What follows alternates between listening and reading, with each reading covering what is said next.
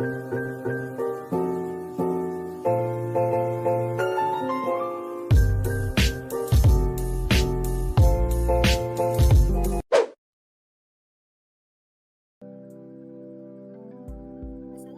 warahmatullahi wabarakatuh. Halo teman-teman semua, perkenalkan nama saya Maisa Artisyani dengan NIM 4311419049 dari Rombel Kimia 19A. Pada kesempatan kali ini, saya akan menjelaskan sedikit materi mengenai keseimbangan dalam sel elektrokimia.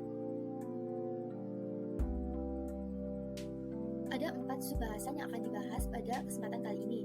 Untuk yang pertama yaitu mengenai pendahuluan dan definisi dari sel elektrokimia, yang kedua mengenai diagram sel, yang ketiga mengenai persamaan Nernst, dan yang keempat mengenai jenis-jenis elektroda.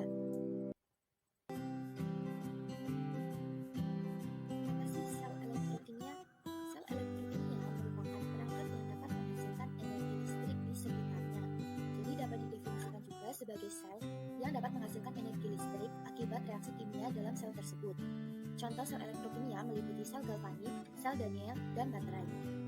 Sel elektrokimia terdiri dari 2 elektroda yang terpisah minimal oleh satu macam fasa elektrolit seperti pada gambar 1. Jadi gambar 1 merupakan gambar sel elektrokimia di mana Zn sebagai elektroda dengan kawat Ag yang tersalur pada AgCl dalam larutan ZnCl2. Dalam sel elektrokimia, kerja yang dihasilkan kurang dari sama dengan penurunan energi Gibbs dari reaksi sel, atau dapat dituliskan dengan WE1 kurang dari sama dengan negatif delta G. Potensial listrik dari suatu titik dalam ruangan dapat didefinisikan sebagai usaha yang dilakukan untuk muatan positif satuan dari tak terhingga di mana potensial listriknya itu bernilai 0 ke titik yang bersangkutan. Dapat dituliskan dengan persamaan yaitu potensial listrik di titik sama dengan W per Q, di mana W merupakan kerja yang diperlukan untuk membawa muatan Q. Jika diketahui potensial listriknya itu di 2 titik, yaitu misal di titik 1 dan titik 2, maka W1 dan W2 merupakan jumlah kerja yang diperlukan untuk membawa muatan Q ke titik tersebut.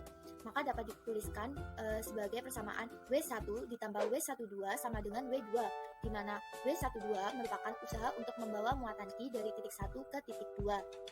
Dari persamaan tersebut juga dapat diubah menjadi persamaan W12 sama dengan W2 dikurangi W1, sehingga diperoleh persamaan yang di sampingnya itu yaitu potensial 2 dikurangi potensial 1 sama dengan W12 per Q. Nah, jika transfer jumlah muatannya itu bernilai sangat kecil, maka diperoleh elemen kerja yang dikeluarkan oleh sistem dengan persamaan sebagai berikut, di mana W12 sama dengan min diferensial WE1, yaitu kerja yang dihasilkan, atau sama dengan juga perbedaan potensial dari potensial 2 dikurangi potensial 1. Selanjutnya yaitu mengenai diagram sel. Penulisan notasi struktur suatu sel elektrokimia mengikuti beberapa kaidah. Pada kesempatan kali ini saya akan menjelaskan mengenai kaidah penulisan sel volta, di mana pada Zn2+ yang terletak pada sebelah kiri itu merupakan komponen pada kompartemen anoda atau setengah sel oksidasi, sedangkan untuk yang Cu2+ dan Cu itu merupakan komponen pada kompartemen katoda atau setengah sel reduksi. Untuk tanda 2 garis vertikal itu menunjukkan jembatan garam, sedangkan untuk tanda 1 garis vertikal itu menunjukkan batas fase antara komponen-komponen dengan fase yang berbeda. Selain itu, juga terdapat bentuk lain dari notasi sel elektrokimia atau sel volta, di mana jika terdapat tanda koma, itu tanda koma tersebut digunakan untuk memisahkan komponen-komponen dalam fase yang sama. Sebagai contoh, suatu sel volta dengan anoda CO dan katoda inert PT, di mana terjadi oksidasi CO menjadi CO2+, dan reduksi Fe3+ menjadi Fe2+, dinotasikan seperti pada layar presentasi ya. Sedangkan jika diperlukan juga konsentrasi dari komponen-komponen terlarut dapat dituliskan dalam tanda kurung. Sebagai contoh, jika konsentrasi dari larutan Zn2+ dan Cu2+ itu 1 molar, maka dapat dituliskan seperti pada layar presentasi. Selanjutnya, persamaan Nernst. Pada setiap reaksi kimia, reaksi energi Gibbs dituliskan sebagai berikut, yaitu delta G sama dengan delta G0 ditambah R kali T dikali ln Q, di mana Q merupakan hasil bagi aktivitas yang tepat, sedangkan delta G merupakan energi Gibbs dan delta G0 merupakan energi Gibbs standar.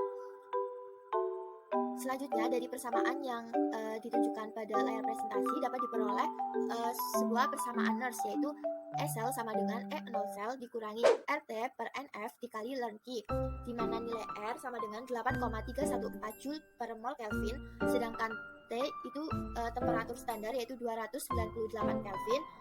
Untuk F merupakan Faraday dengan nilai 96,484 C per mol, dan N merupakan mol elektron yang diserah terimakan. Sedangkan dalam keadaan setimbang persamaannya menjadi E sel sama dengan E0 sel dikurangi RT per NF dikali ln K, di mana K merupakan konsentrasi produk dibagi konsentrasi reaktan.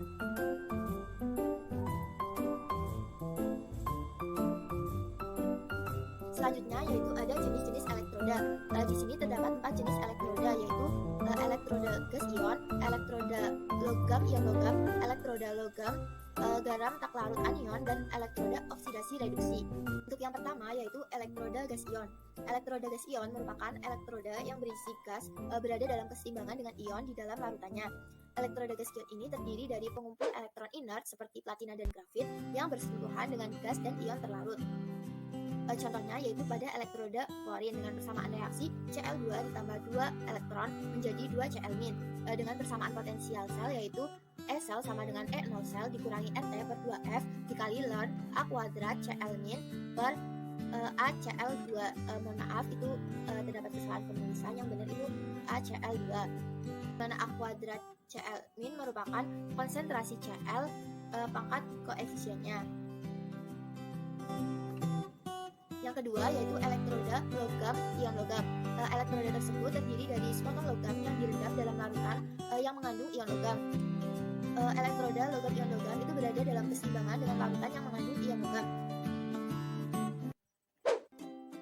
Dengan persamaan reaksinya yaitu M pangkat N plus ditambah N elektron menjadi M, di mana M merupakan ion logam dan N merupakan sejumlah elektron. Dengan persamaan potensial selnya yaitu E sel sama dengan E0 sel dikurangi RT per NF dikali ln 1 per A M pangkat N plus. Kenapa ditulisnya 1? Karena M atau logamnya itu berbentuk solid sehingga tidak memiliki konsentrasi. Yang ketiga yaitu elektroda logam garam tak larut anion, disebut juga dengan elektroda jenis kedua. Elektroda ini terdiri dari sebatang logam yang direndam dalam larutan yang mengandung garam padat, yang garam padatnya itu tidak larut dari logam dan anion logam.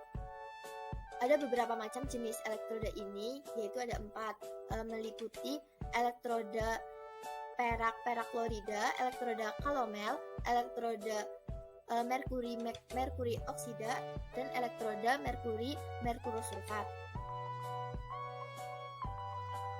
Untuk yang pertama yaitu elektroda jenis perak klorida, itu terdiri dari logam Ag padatan AgCl dan larutan yang mengandung ion Cl- baik dari HCl maupun KCl, dengan persamaan reaksi yaitu AgCl ditambah elektron menjadi Ag ditambah Cl-, dengan persamaan potensial selnya yaitu E sel sama dengan E0 sel dikurangi RT per F dikali ln konsentrasi Cl-.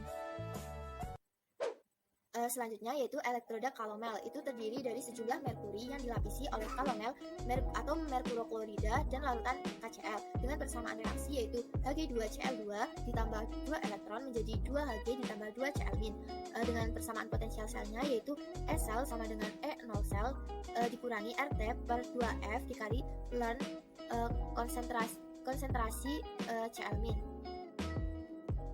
Selanjutnya yaitu elektroda merkuri oksida, terdiri dari sejumlah merkuri yang dilapisi oleh pasta merkuri oksida dan larutan basah, dengan persamaan reaksi yaitu HgO ditambah H2O ditambah 2 elektron menjadi Hg ditambah 2 O-, dengan persamaan potensial selnya yaitu E sel sama dengan E0 sel dikurangi RT per 2F dikali ln A kuadrat OH- yang merupakan konsentrasi dari OH-.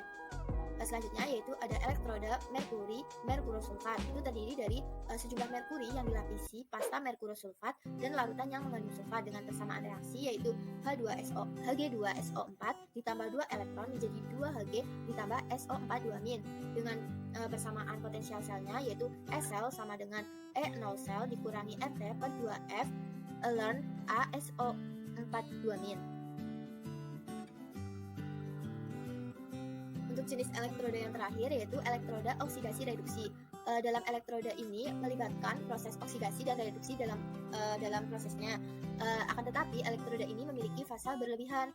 Elektroda ini memiliki pengumpul logam inert seperti platina yang direndam dalam larutan mengandung dua spesies yang dapat larut dalam keadaan oksidasi yang berbeda dengan persamaan reaksi, yaitu contohnya Fe13 ditambah elektron menjadi Fe12 dengan persamaan potensial selnya, yaitu S sel sama dengan E0 sel dikurangi RT per F dikali ln AFE12 per AFE13 atau konsentrasi dari Fe12 per konsentrasi Fe13. Mungkin itu saja materi yang dapat saya sampaikan, semoga bermanfaat. Sekian, wassalamualaikum warahmatullahi wabarakatuh.